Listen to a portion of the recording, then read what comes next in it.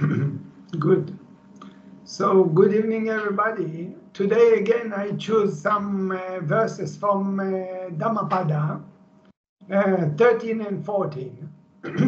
This is also the story from the commentaries of this Dhammapada, but the story I changed. I took the story in the commentary and I changed what is written there.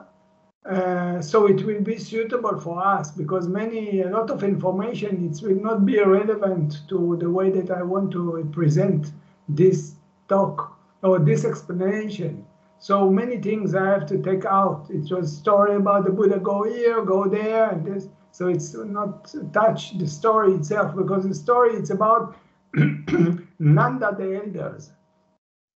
So who is Nanda and what happened with them and all these things.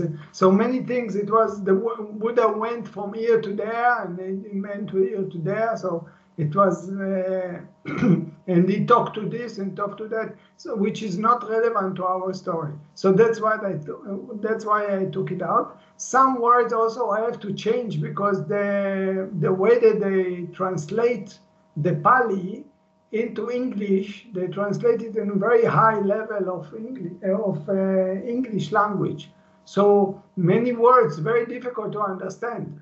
Even sometimes for English speakers, it's very difficult to understand. So I have to digest it. I have to change the words to simple words. Okay, so it will be easy and friendly to read it. Okay, so. Like I said, this is a story about Nanda. And maybe, Lisa, you start to read first the verses number in English. You don't need to read the Pali. And then I start to talk about it. Just as rain breaks through the roof of an unwell covered house, so lust breaks through an untrained mind. Just as rain breaks not through the roof of a well-covered house, so lust breaks not through a well-trained mind. Okay, actually the translator write it on different words. He write it in the words, just that the rain is no breakthrough, the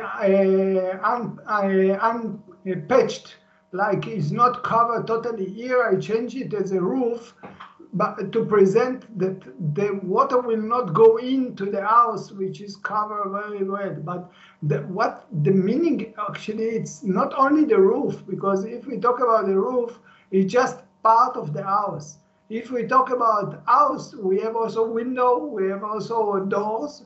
So if there is any break, the sense doors is not protected, so easy, the information, bad information or greed can come up into our mind in the same way that the water is not coming to or let's say the water will come through the house, into the house, when the house is not protected, not covered very well. So the Buddha is comparing the sense doors, our sense doors, or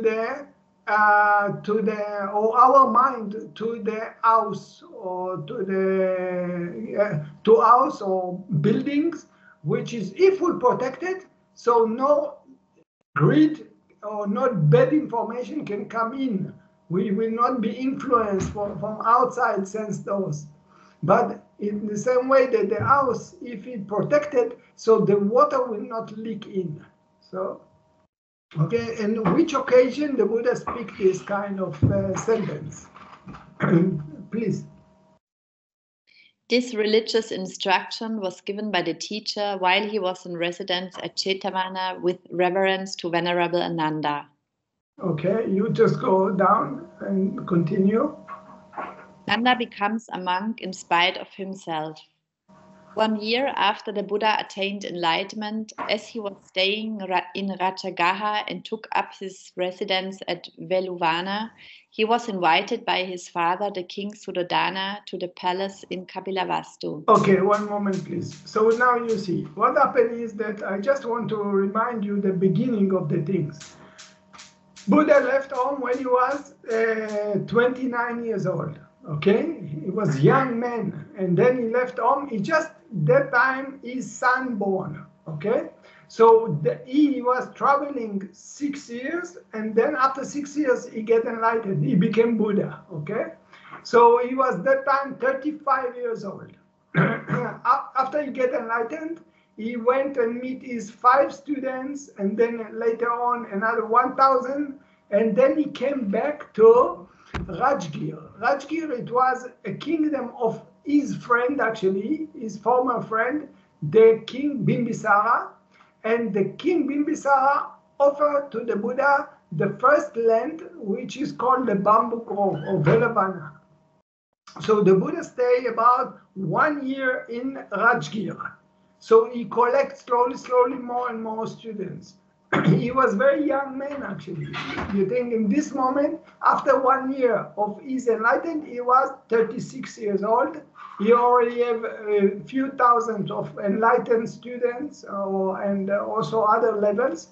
And since then, he didn't come back home. It's been 7 years he didn't come back home to his hometown, which is Kapalabhistu. Kapalabhistu, it's in Nepal.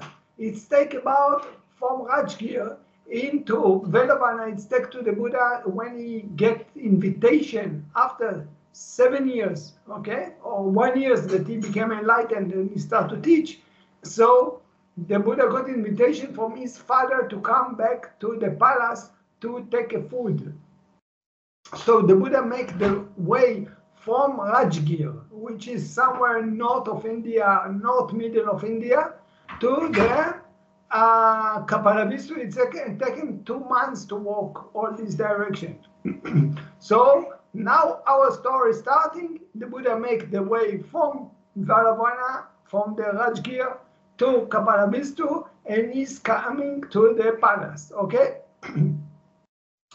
please. Thereupon the Buddha went with a big group of enlightened monks to visit his family in his birthplace. During this visit, many of his relatives got certain level of fruits in the Dhamma and some joined to the Sangha. Okay, so you see what happened now when during this time period of, suppose 1 week or something, I think about 1 week, the Buddha stay in Kapalabhistu. He give different Dhamma talks, he make different things, but during this time, what happened is that many of, even his son and his father changed, became anagami, his son became the first samanen, okay? And many of their others, friends or relatives, they even became enlightened. They joy, somebody became Sotapan, Sakatagami, Anagami, and also and Arahant, and some of them, they even join to the Sangha. Okay, so this is, you see, I make it shortcut, but actually in the commentary itself, it's a long story all this way. So now we come to the essence of our students, our teaching, or our story, please. On the second day of his arrival, it was the ceremony of Prince Nanda's sprinkling, housewarming, and marriage were in progress. Nanda was also known as Sundara Nanda Shakya, handsome Nanda. He was the younger half-brother of the Buddha. He shared the same father as Buddha, King Suddhodana, and his mother, Mahapajapati Gautami, was the Buddha's mother's younger sister. Okay, so King Suddhodana is the father of the Buddha. He have actually 2 wives. He have the Mahamaya, which is the mother of the Buddha, and he have also Mahapajapati, which is the younger sister of, so he was married for both of them. And after the birth of the Buddha, 7 days after this, Mahamaya, the mother of the Buddha, she passed away. Sorry, 1 moment. So the mother of the Buddha, Mahamaya, she passed away. So what happened is that Mahapajapati took care for the Buddha when he was grow up. Actually, the Mahapajapati, the sister of Mahamaya, she have another son which called Nanda. And during the young youth, because Buddha was the elders, So he was supposed to be the king. So Mahapajupati adopted Buddha, and she actually grew up the Buddha. She was the former mother of the let's say the stepmother of the Buddha, and she gave Nanda to the Nani. So the Nanda himself, he was a young brother of the Buddha, but the mother gave the Nanda to someone else to take care, and she actually grew up the Buddha. Okay, so our story, it's happened that in the time when the Buddha came to visit the palace, just in the second day, it's happened that Nanda was supposed to get married. He fall in love. He supposed to have a wife. She also considered to be the most beautiful woman in the palace, and Nanda himself, he was a beautiful man. Okay, so they made for themselves a house, and they wanted to make a ceremony for this celebration, and in the same times they were supposed to marry. Okay, so now the Buddha, during the time of the marriage didn't happen yet. It means that this moment she was not a wife of him yet. They were supposed almost getting married, and then the Buddha came in to this ceremony. Please. The teacher entered Prince Nanda's house for alms, placed his bowl in Prince Nanda's hands, and wished him good luck.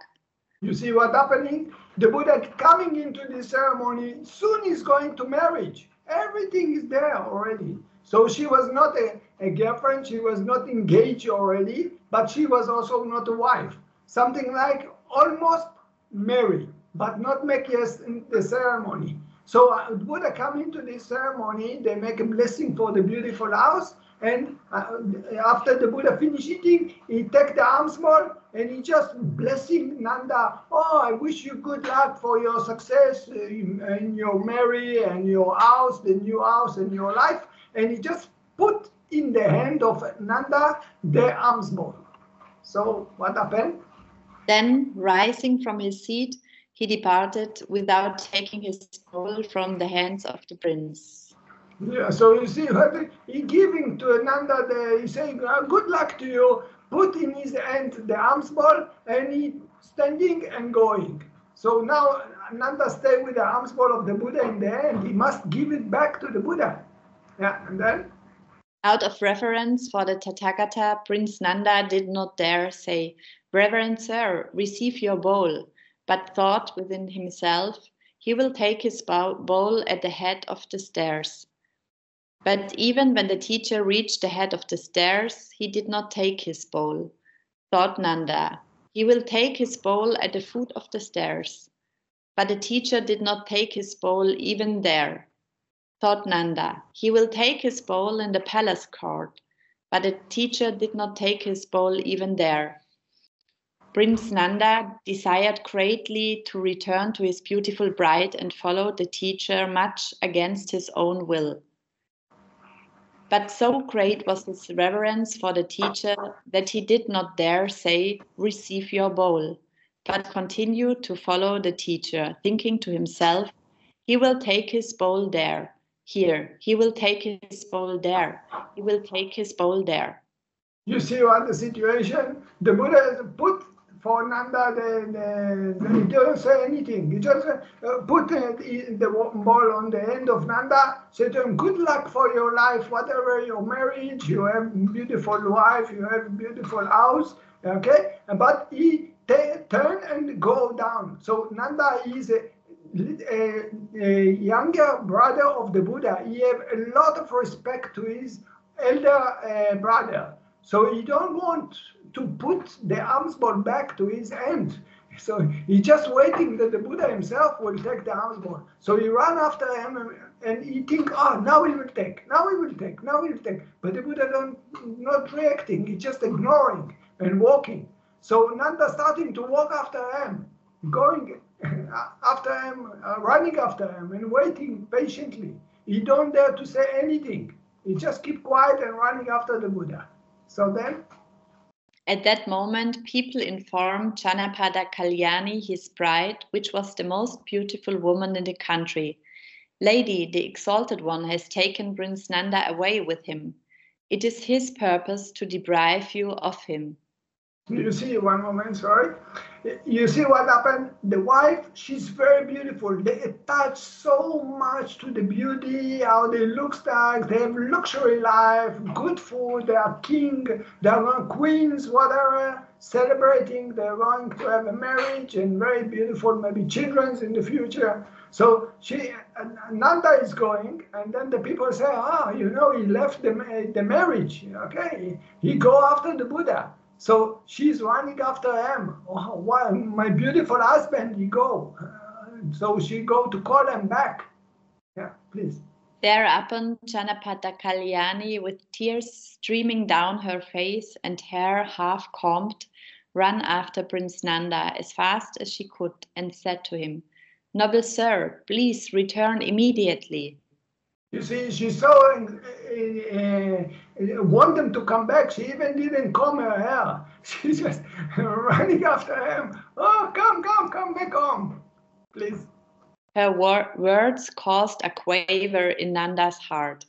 But the teacher, without so much as taking his bowl, led him to the monastery and said to him, "Nanda, would you like to become a monk?"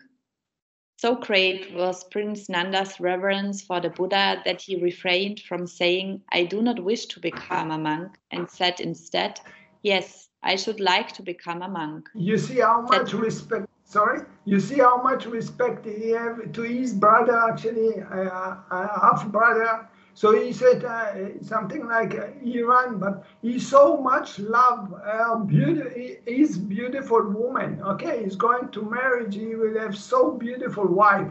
But still, he's so much shy from the Buddha, he's so much like or respect the Buddha that he hesitate to refuse him. So he just said, "Okay, you want to be monk?" "Yeah, I want to be monk." Actually, he don't want to be monk, but he cannot refuse to his brother. Yeah. Said the teacher, "Well then, make a monk of Nanda."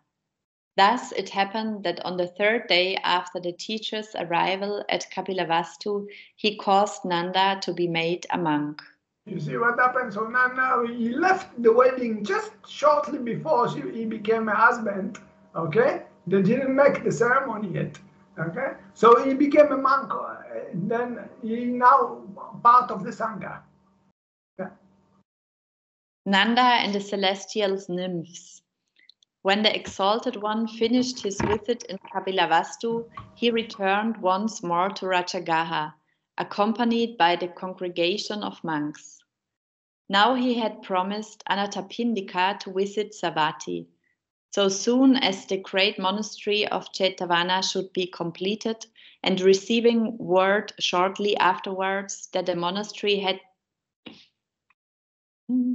been completed, he went to Jetavana and took up his residence there.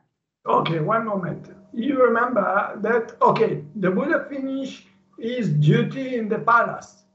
Now he finished receiving the food and the invitation of the father. He have to go back to his monastery. Where is this monastery? The first monastery, it's the monastery that the king Bimbisara offered him. It's meaning go back again, maybe about 2 months to the Rajgir. In Rajgir, it was the millionaire, the friend of the king Bimbisara, named Anathapindika. Anathapindika come, see the Buddha, respect the Buddha. He say, "I want to build for you a monastery in Savatthi, which is in the north. It's nearby the border of Nepal." So the Buddha, he accepted, but the monastery is not built yet. So the Buddha is waiting. After some times when the monastery ready, Anathapindika informed him, "Now you can come, you take residence also in Savatthi." It means the Buddha is making again the trip to the north. This is a little bit, not so far from Kapilavastu, but some distance from there. It's belong to the same kingdom, actually. Yeah, please. While the teacher was thus residing at Chittana, Nanda, becoming discontented, told his troubles to the monks, saying, "Brethren, I am dissatisfied. I am not a religious life. I cannot endure to live the religious life any longer. I intend to abandon the higher precepts and to return to the lower life, the life of a layman." You see what happened? Buddha, he took him out from the wedding. He so much all these attractions for the sense doors, pleasure sense doors. Maybe he want to touch his woman. He want to eat good food. He cannot avoid the food afternoon. Maybe he want to have entertainment, whatever. Okay? But he missing his wife actually. He's actually not wife. He's not the wife, but he want to have this wife to have with her life or whatever. Maybe children in the future or enjoy the sense doors. So he cannot take it. He's suffering during the time that he's a monk. It's not suitable to him. So he come and tell the monks, other monks, I'm not feeling happy. I want to break the higher precept. It means the 4 great precepts. It means one of them is a sex, okay? This is the things. Please. The Exalted One, hearing of this incident, sent for Venerable Nanda and said this to him. Sorry, Lisa, we can raise it up because we don't. Yeah? You can? Okay, now can? Yeah. Okay. Yeah. The Exalted One, hearing of this incident, sent for Venerable Nanda and said this to him. Nanda, is the report true that you spoke as follows to a large company of monks? Brethren, I am dissatisfied. I am now living the religious life, but I cannot endure to live the religious life any longer. I intend to abandon the higher precepts and to return to the lower life, the life of a layman.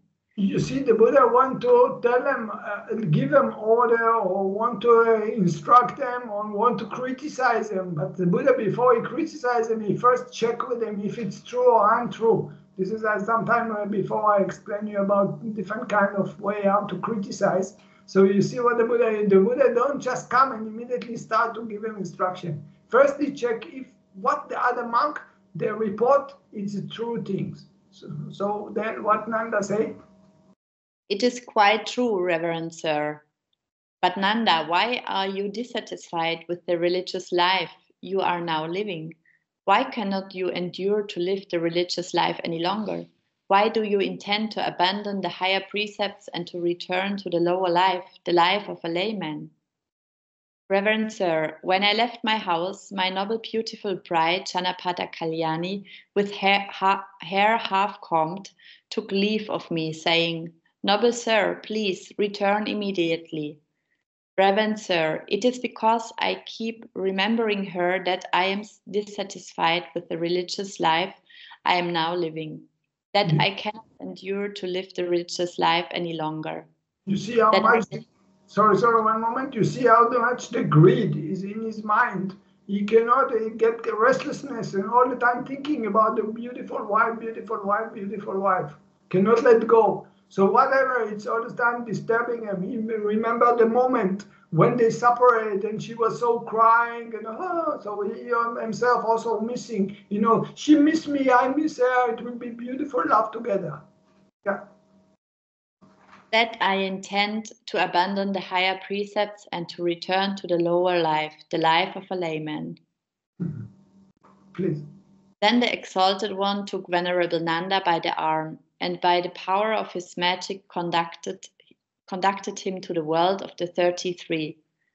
On the way, the Exalted One pointed... One moment, Lisa, before we continue.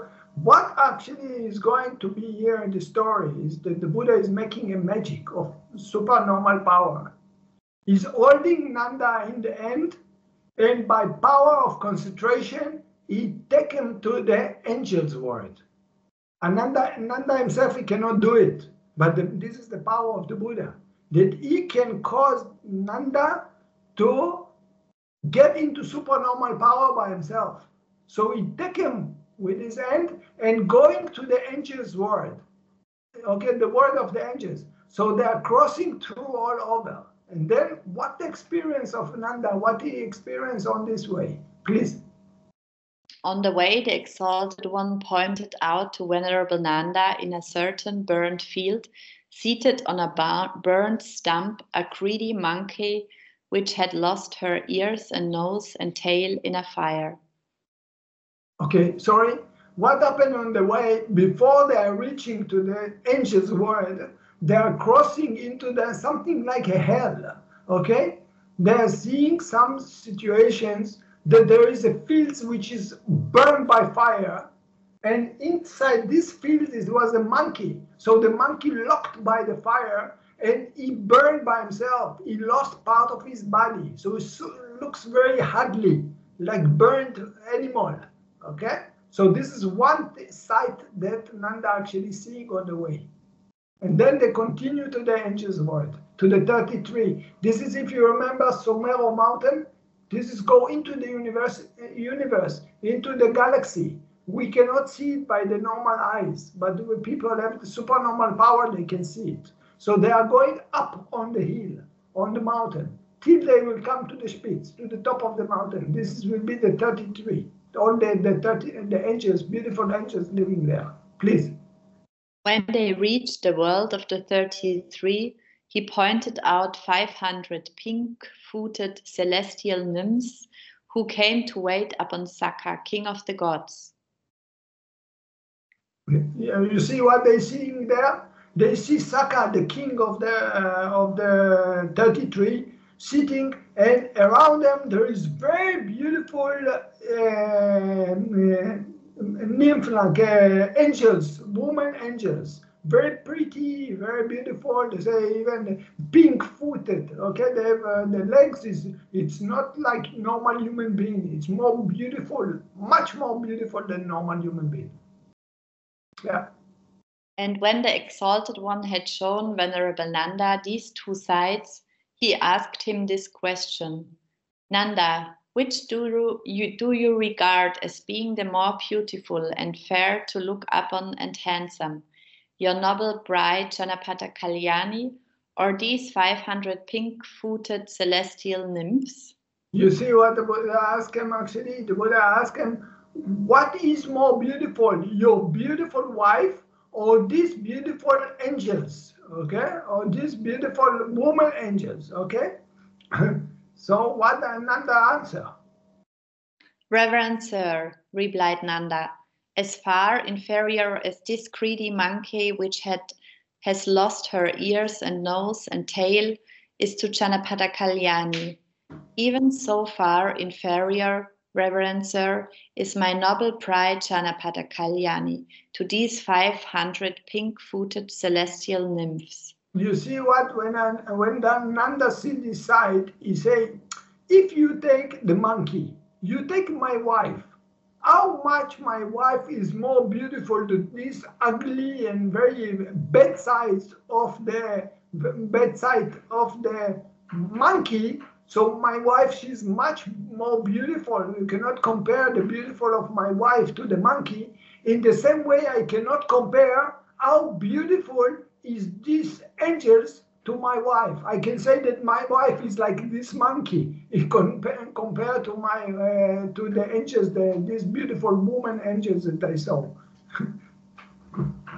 Yeah. In comparison with these nymphs, my noble bride does not come into the count. She does not come within a small part of them. She does not come within a tiny small part. On the contrary, these 500 pink-footed celestial nymphs are infinitely more beautiful, good-looking, and handsome. You see, attachment, you have so much attachment to the beauty. So you see them, and now the angels, you say, wow, what is this? I never know, so beautiful can be. Yeah. Very good, Nanda, replied the Exalted One. I guarantee that you will win these 500 pink-footed celestial nymphs.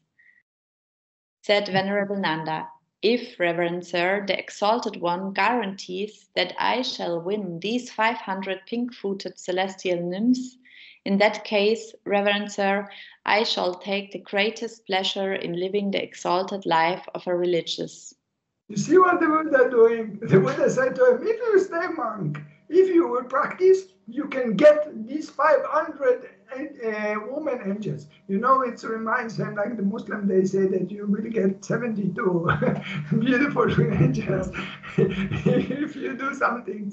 But something like the Buddha want to buy them. He say, I guarantee for you, you get paid back by these 500 if you will practice. Okay, but the Buddha cannot lie. Huh? So it means that if Buddha promised, he will make it. It means if you will practice, you will get these 500 beautiful angels. So Nanda was so attached. You see, actually, he don't care about the wife. He don't care about the beautiful woman. Okay, so he said, okay, I don't go to my wife. If you promise me so beautiful 500 beautiful angels like this, I will practice so I can get them. I can buy them by my practice. Yeah, please. Then the Exalted One, taking Venerable Nanda with him, disappeared from the world of the 33 and reappeared at Jetavana. Now it was not long before the monks heard the following report. It appears that it is in the hope of winning celestial nymphs that Venerable Nanda, brother of the Exalted One, son of his mother's sister, is living the religious life. It appears that Exalted One has guaranteed that he shall win 500 pink-footed celestial nymphs. Okay, you see what happened? That, okay, they finished this side. Buddha, he promised them, you can get these 500 celestial angels, beautiful angels, okay?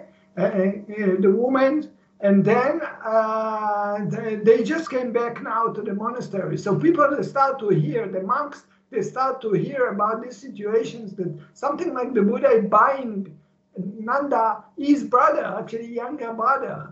Okay, he say, if you practice, you can get it. Maybe I will pay for you back. Okay, I give you back these 500. So the people say, what is this? The Buddha is buying the monks, buying his brother. Yeah. As a result, Venerable Nanda's fellow monks treated him as a hireling and as one bought with a price. And they addressed him accordingly, saying, it appears that Venerable Nanda is a hireling. It appears that Venerable Nanda is one bought with a price. It appears that it is in the hope of winning celestial nymphs that he is living the religious life. It appears that the Exalted One has guaranteed that he shall win 500 pink-footed celestial nymphs.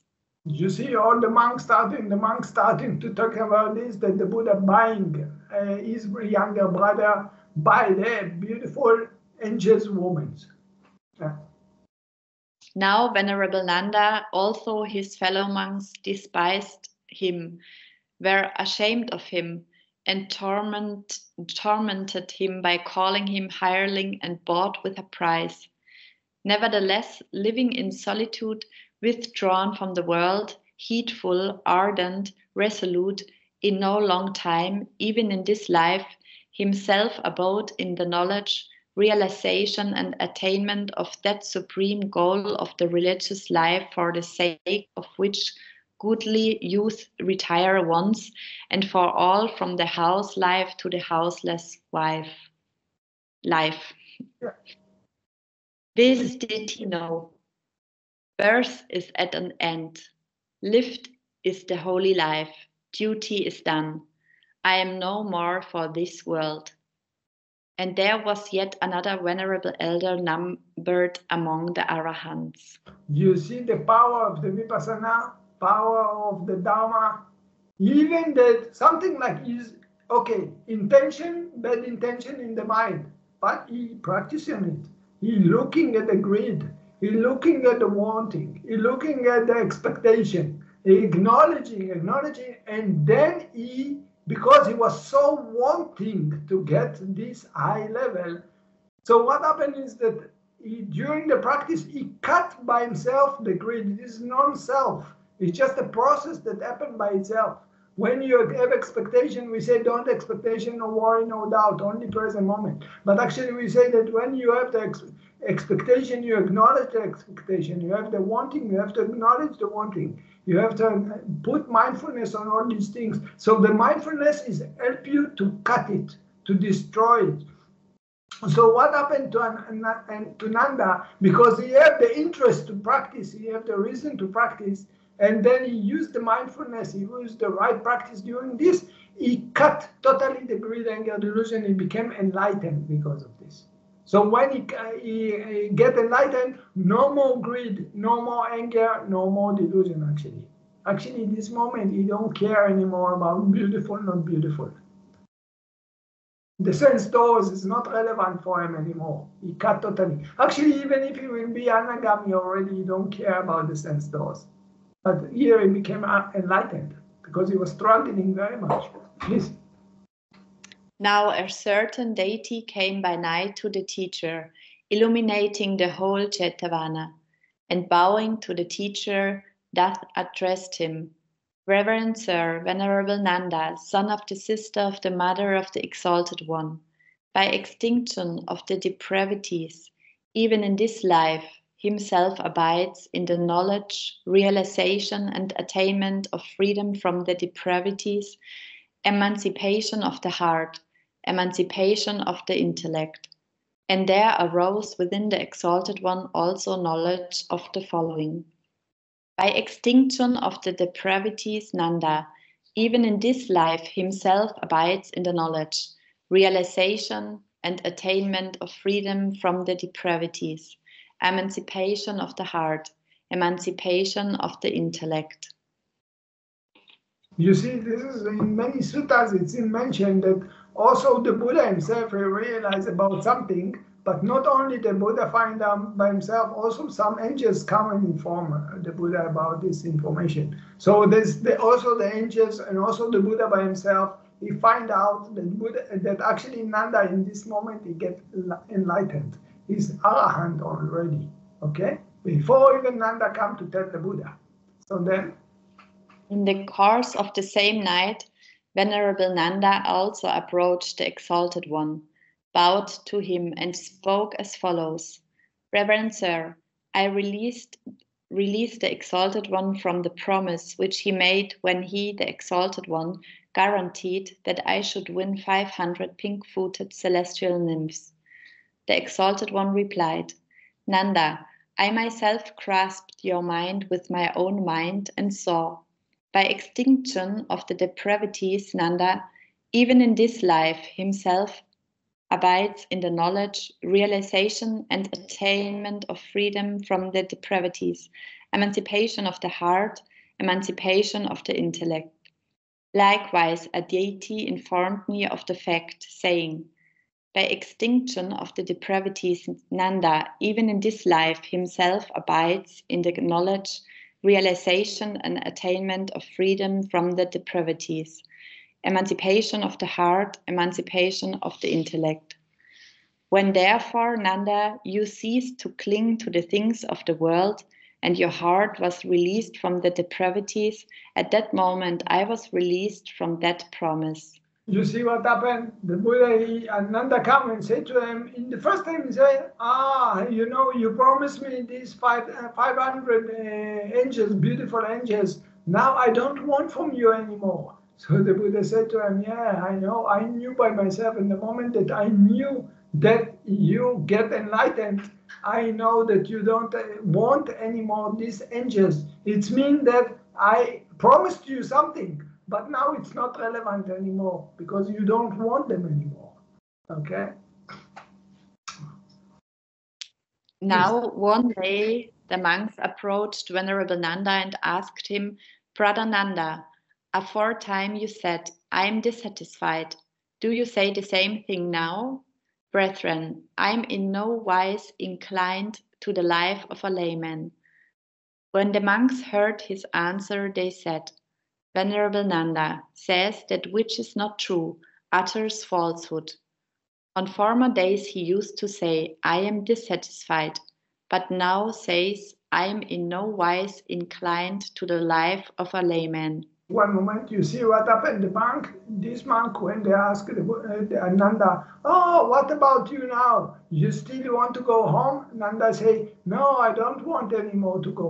So this monk, maybe either he don't know that Nanda is enlightened, either he don't understand the meaning of an enlightened person. He don't understand that an enlightened person don't have any more greed. So he thinks that Nanda is actually telling lies. Before you say that you don't like the monkhood, you want to go back home. Now you change your mind. What do you mean? For sure you are telling lies. You don't tell the truth. Okay, so either you don't know that Nanda is enlightened, either you don't understand the meaning of what the meaning of enlightened actually. Please. And forthwith they went and reported the matter to the Exalted One. The Exalted One replied, "Monks, in former days Nanda's personality was like an ill-thatched house.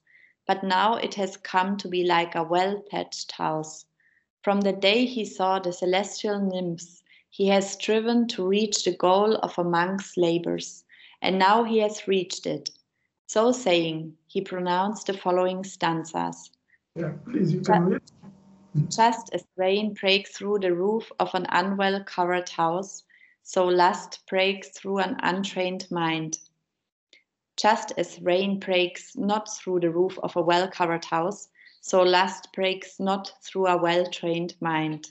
You see, this is the occasion why the Buddha, he tells the monk about this. He says that now, when Nanda is enlightened, he don't follow anymore the sense doors, the hearing, seeing, smelling. He don't have any attachment to the sense doors. Okay, something like he protect his sense doors. Don't just whatever we receive, we don't acknowledge it. Immediately we grab on it, we like it, we want it. But he said that in the moment that you are enlightened, this process is not relevant, it does not exist anymore. Okay. So that's why the Buddha, he compared to them, he said, if your sense doors, if something broken, if you are not protect yourself, like the house is not protected, easily the water can go in, easily the information can go into our sense doors. Please. The monks began to discuss the incident in the Hall of Truth. Brethren, the Buddhas are marvelous. Venerable Nanda became dissatisfied with the religious life, all because of Janapada Kalyani, but the teacher, employing celestial nymphs as a temptation, won him to complete obedience. The teacher came in and asked them, "Monks, what is it you are sitting here now talking about?" When they told him, he said, "Monks, this is not the first time Nanda has been followed the temptation of the opposite sex. The same thing happened in a previous existence also." So saying, he related the following. Okay, sorry, before we continue, you see the monk sitting and talking about this situation. Wow, how great is the Buddha? And actually, this is show how great is the Buddha, that he know how to take people in the last moment. Because if he get married, the Buddha cannot do it anymore. He will have to ask permission for his wife. If Nanda was a marriage, or if Nanda was under whatever, he cannot do it anymore. So that's why the Buddha actually prevent them from the marriage before the marriage. After the marriage, the Buddha could not make these actions because he promised to his father that he will not take someone from his someone like the father or mother or grandmother or grandmother. So if you are married, also you cannot just go like this. But in this case, Nanda was not married yet. Okay, so the Buddha said to them that because he's enlightened, he's actually not have any follow to the sense doors. But he said it's not the first time for him that he was attachment. And then the Buddha is going to tell them the story of past life of Nanda. Kapata and the donkey. Once upon a time, when Brahmadatta reigned in Benares, there dwelt at Benares a merchant named Kapata. Now Kapata had a donkey which used to carry loads of pottery for him, and every day he used to go a journey of 34 kilometers. On a certain... You see, it was a story about past life, about one man is selling or whatever, and then he have a donkey carry all these pots on his head. Maybe they were things for carrying water or eating or things that, and then they go every day. They are going with take the donkey, put all this luggage on his back, and going to the market to sell these things. Yeah. On a certain occasion, Kapata loaded his donkey down with a load of pottery and took him to Takasila. While he was making his business, he allowed the donkey to run free. As the donkey wandered along the bank of a canal, he saw a female donkey and straightway went up to her. You see, immediately this donkey, when he sell the things, the Kapata, he go to take his things, go to sell the things in the market. He say, I don't need to hold my donkey. Something like good relationship with us. Let them go, let them do whatever. Anytime when I call him, he will come back to me. So he changed. He let take out his, let them free. So the donkey start to go around nearby the canal, maybe nearby the water or whatever. Suddenly you see a female donkey. So immediately fall in love. Huh? She gave him a friendly greeting and said to him, "Where have you come from?" "From Benares." "On what mission?" "On business." "How big a load do you carry?" "A big load of pottery." "How many kilometers do you travel carrying a big load like that?" 34 kilometers. "In the various places you visit, is there anyone to rub your feet and your back?" "No." "If that's the case, you must have a mighty hard time." Of course, animals have no one to rub their feet and their back. She said this merely to express love between them. You see, the animals meeting. So something like they have the way how to express some kind of attachment to each other, okay? So this is show the conversation between this the male and female donkey, okay? Something, they fall in love immediately, yeah? And then? As the result of her talk, the donkey became dissatisfied.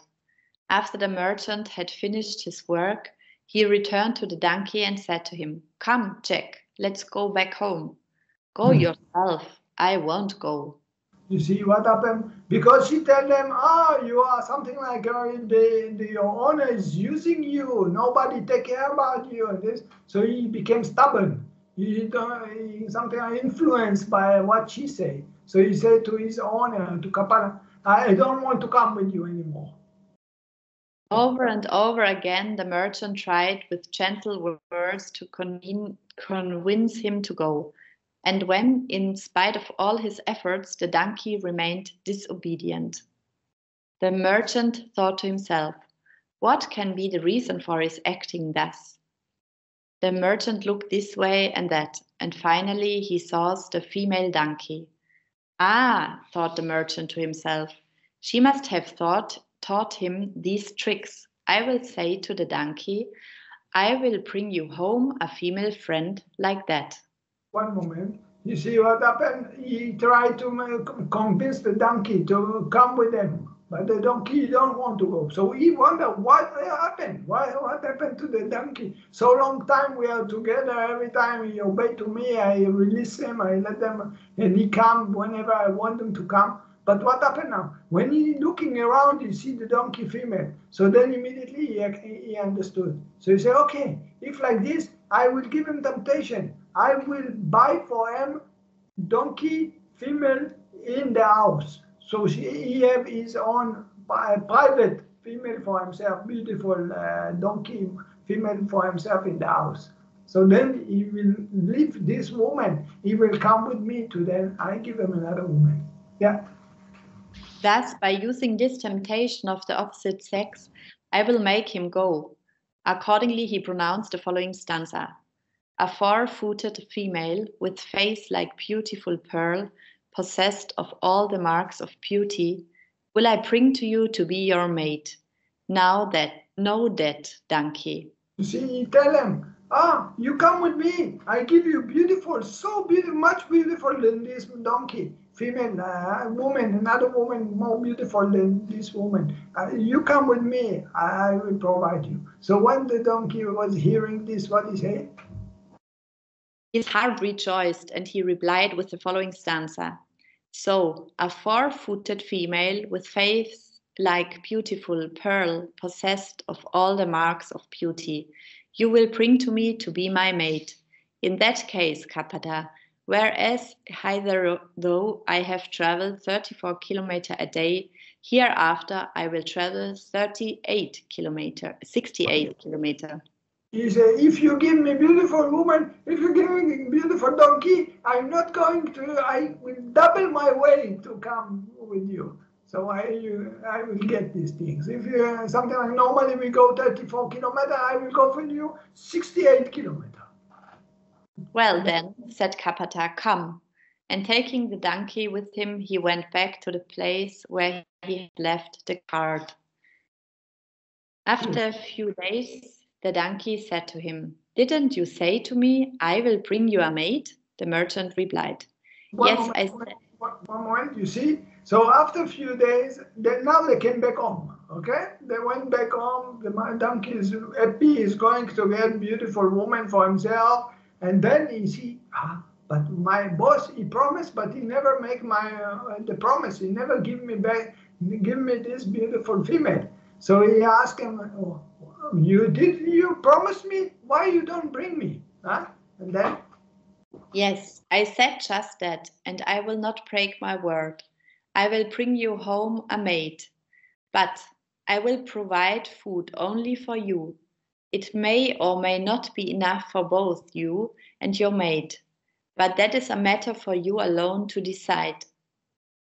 After you both have lived together, foals will be born to you. The food I shall give you may or may not be enough for both you and your mate and your foals too, but that is a matter for you alone to decide. As the merchant spoke these... One moment. You see what actually he tell them? You know, sometimes we use the words, you say, you have a wife, you have problem of wife. You don't have wife, you don't have problem of wife. You have children, you have problem of children. You don't have children, you don't have problem of children. So he said to him, yeah, of course I give you female. But then I'm not going to give food to the female. Okay, you have to take care of the female by yourself. This will be your family. And then I give you only because normally I give to you food. So I give you the food, what you normally. And then if you want, you share with her, you have half. And then say, okay, you live very happily, and then you have children. So, but you make sure I'm not going to give you food for the children. This is up to you. You have to take care for your children. If it's not enough food for you, then you have problem by yourself. So the donkey thinking, I have a wife, but I have then many problems, how to take care for them. So then what happened? As the merchant spoke these words, the donkey lost his desire. So, better I don't get with this. I don't want the trouble, I want only the fun, the good fun. So he said, no, better don't. And then? When the teacher had ended his lesson, he concluded the Jataka as follows. At that time, monks, the female donkey was Dhanapada Kalyani, the male donkey was Nanda, and the merchant was I myself. You see what he said? He tell them, you see, I tell you this story from now. So he attached to this woman, not from now only, even in the past life. It happened the same day when they was a donkey and I was just a merchant. I was someone that's selling things. And, yeah. Please. In former times, Nanda was following the temptation of the female sex too. Okay, here actually it's finished. Okay, the Buddha conclude the story. So this is something like how we are troubling ourselves because of the attachment, because of the not protecting the sense doors. Okay, samsara, running into the samsara because of follow. We think whatever is suffering, we're thinking is happy things. Okay, we don't see that this is suffering, so we want to attach to it, we want it to crave to it. But we have to learn to protect ourselves, sense doors, so we save for ourselves a lot of problems. Any questions? Anyone want to marry? Anyone want children?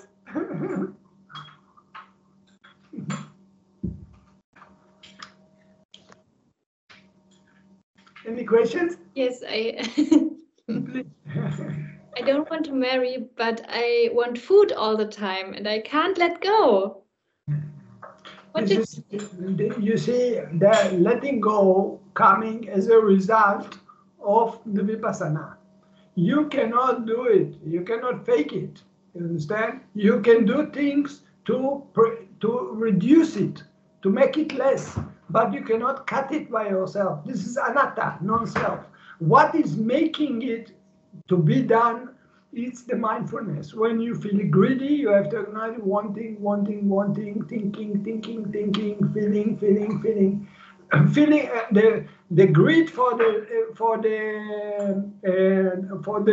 tooth, for the food. It's more strong than the sex, actually. If we talk like this, baby just born immediately like this, right? So even one time, one teacher told me, a Abhidhamma teacher told me this, and I wonder, it's not logic to me. But then when I practice more, I see how much the taste, okay, the food and the mouth is more strong, the attachment for this. But this is changed and cutting and reducing more and more by the vipassana, because it's part of the anusaya. The attachment to the sense doors, okay, the craving, we call it kamma tanha, okay. This is anagami, actually cut totally. Okay, sotapan still have, sakadagami still have less, okay, less and less, anagami cut totally. So if you talk about craving for food, this is the kamma tanha, the attachment to the sense door. Sense doors, like tasting, seeing, smelling, tasting, feeling, okay? And by mindfulness, you cut it slowly. It takes time, but the only one that cut it really, it's the vipassana, which is the anusaya. We also have things like asubha. Asubha is thinking about negative things, okay? And recollecting, okay, about the dangerous of it, this atinawa. So this can be helped. Okay, what the negative things will come up to me with this. But the really cutting, it will be by the acknowledgement. More and more and more. It's reducing. It cut totally when you will be anagami. But sotapan cut, because sotapan cannot steal because of the attachment. But still you have a craving. Sakadagami still have a liking coming up, okay? But you can be exposed to the sense doors. But you can reduce it faster. Intellectual, not even sotapan, sakadagami, they understand about the dangerous. But still they want. They have the temptation. You know? This is the kamma tanha. Please.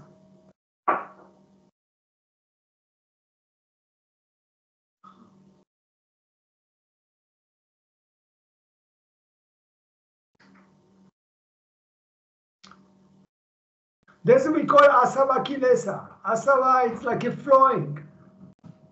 This is one reason that make us flow in the river of the samsara. Okay? So you have ditthi asava, you have avijja asava, you have kama asava, and you have bhava asava. It means asava, it's the good things that make us have interest. I have interest. Why to stay in the samsara? Because, for example, if you have anger or you have pain, you don't want. I don't want samsara. Okay? If you have worry, you don't want samsara. But if you have greed, oh, the taste so nice. I have reason. Why to stop it? The life is beautiful. Huh? So beautiful to go to see the sea wave or the very beautiful flowers or smelling, okay, or whatever, touching, very nice, or have a good time. So this is the sense doors make us interest to stay in the samsara. I don't want to leave the samsara. I don't want nirvana. I want it to continue. Second is bhava. I have interest. Why? I will be important person. I will study. I will. Everybody know that I have continuation of children's. This is to be more and more, to be exist. Okay. And then we have ditthi. Ditthi, it's a view. For example, if I will die. I go to be angels. Okay. And then I make good things to this, so I can be with the next life or whatever. Okay, this is a different view. People have different kind of things. Okay, I will stay forever or live only now, make good fun now, because anyway, next life we don't live anymore.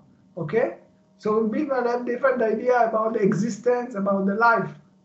So sometimes we have wrong view, that we think that maybe we have to follow the beautiful or the happy now, because anyway, in the future, nothing, we die and we disappear. Or maybe next life I will be like these angels, they want to go to the angels to have a good time forever nearby the God. And then you have avijja, which is wrong, thinking that what is happy, what is suffering, I get it as a happy. Okay, children, they think, chocolate, so happy, but actually this destroy the tooth and then pain and problems, or whatever. People, they think something make them very happy, so they see that something which is leading to dukkha, they actually see it as a sukha. So this is they don't see the dukkha size. So this means Four Noble Truths: to see something dukkha, to see the reason of the dukkha, to see the end of the dukkha, and to see the way that's leading the end. So the first thing is to know dukkha. So sometimes we see something which is actually leading to dukkha. For example, people think if they steal, they will be rich. When they reach, it will make them happy. Okay? So they see something with the stealing, they see it as something which is happy. But actually, they don't know that this is make them suffering at the end. So they see something which is the dukkha, they see it as a sukha, happy. Okay, they have a wrong view about this. So this is called avijja. So we have four kind of asava. Why they call asava? They are flowing. They are making us the reason why to continue. I don't want I don't want nirvana. I want to have a good time. So that's why they call it asava. It's also kilesa, but the kilesa which is motivate us to not to go out. Okay.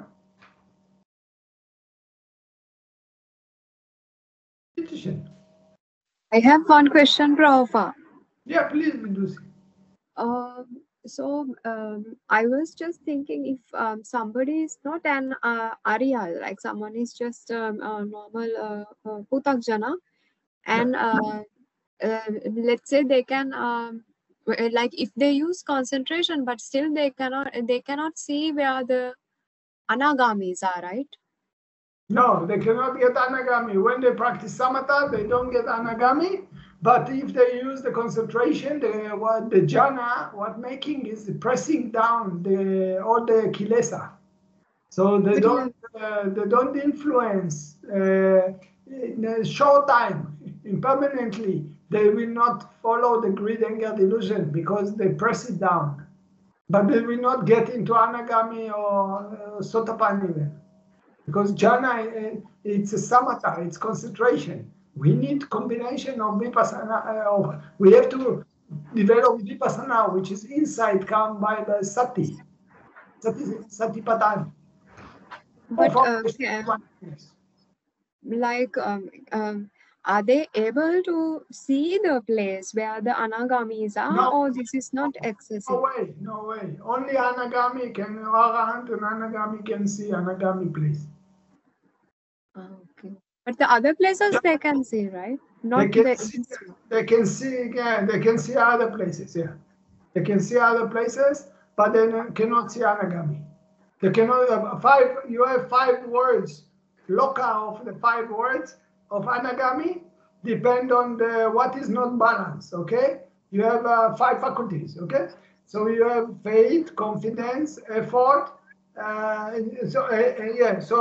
Faith, effort, mindfulness, concentration, and wisdom. So when anagami die, he will not be enlightened because one of them is not really balanced. So this is the word that he will go. That's why you have five words of anagami. So when someone which is higher, you take the last jhana, okay, the 4th jhana. He can go to the hell, he can go to visit any worlds, but he will not be able to enter to the anagami worlds. Only Arhat and anagami can go there. What is the reason for this, Prabhupada? Like, I didn't, is it because it is too subtle or something? Yeah, too subtle for them. Yeah, exactly. Too subtle. The rupa is there. They have rupa, but the rupa is very subtle, so they cannot get it. It's the same like someone is in the first jhana, he die, he will be Brahma, but he cannot see the Brahma, which is second jhana. Second jhana cannot see the third jhana. Third jhana cannot see the fourth jhana. Also, they cannot get into Nirodha Sampati. Okay, because they cannot get into no perception, no feeling. This only Arhat can do. I think also anagami can do. So they can't see the arupa Brahmas as well, like the formless. And Brahma they cannot see because there is no arupa. It's arupa. There is no rupa. It's a rupa is not exist there. There is nothing to see. There is no karma born matter there. There is no body there. There is no body. That's why it's called arupa jhana. Understand? Yes.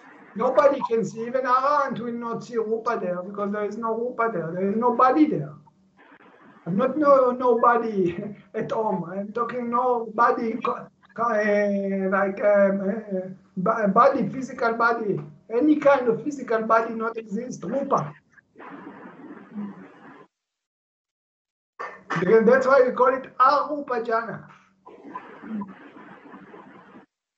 Yes, now I understand. Thank you so much. Welcome.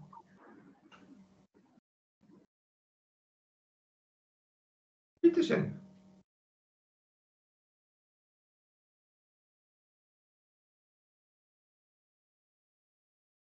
Sorry, Prof, I have one more question. Please.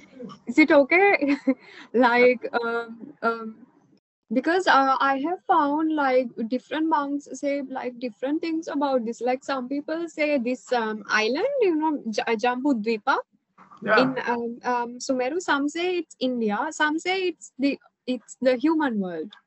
And, No. Jambudvipa, just the title. Officially, it's India. Jambudvipa, it's India. Buddha born in Jambudvipa, but it's not. Sometimes you refer it to Jambudvipa as it's a human word. So Uttarakuru is Europe or what? The other one. This I cannot remember. Thank you so much. Name I cannot remember where is it. Maybe I knew, but I forgot. But Jambudvipa, it's India itself. It is But India. sometimes we use the word of Jambudvipa as the health of the human being. Thank you so much. Welcome.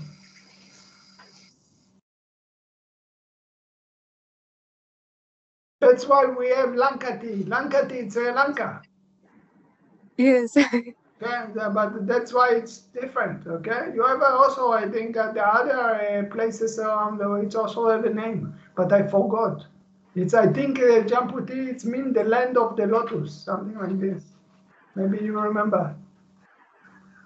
I also cannot remember, but The like lotus land, and it's refer all the Buddhas they will be reborn in Jamputi, in any universe that it will be, because not all the time it's just only our world. Our world, the health, it's just 5 Buddha will be there, but then it will be in another earth, but still Jamputi is the place where Buddha will be reborn. and sometimes I thought proper like so after each kalpa the world it's forming and then it's destroying, right? So No one kappa. It's take because the time which is coming from one Buddha to another Buddha, sometimes it's longer. It's you have mahakappa. You are missing between kappa and mahakappa. yes. And some of the Jataka stories, they happen in our world or in like different worlds? A different world. But some also in our world, no, because if I remember the last Jataka, it's about Vestandara. Vestandara was in the time of the Kasapa or something. I cannot remember which Buddha he was. This was the last one of the Jataka. Which time is the Vestandara born? So this will be the last Buddha.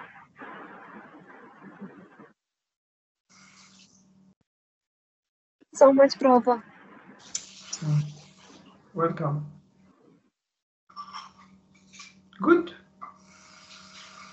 Any other question? Good. So if no question, Dankeschön. Sadhu, sadhu, sadhu. Gute Nacht, schlaf gut. Sadhu. Good night, Prabhupada. Good night. Thank you. Bye-bye.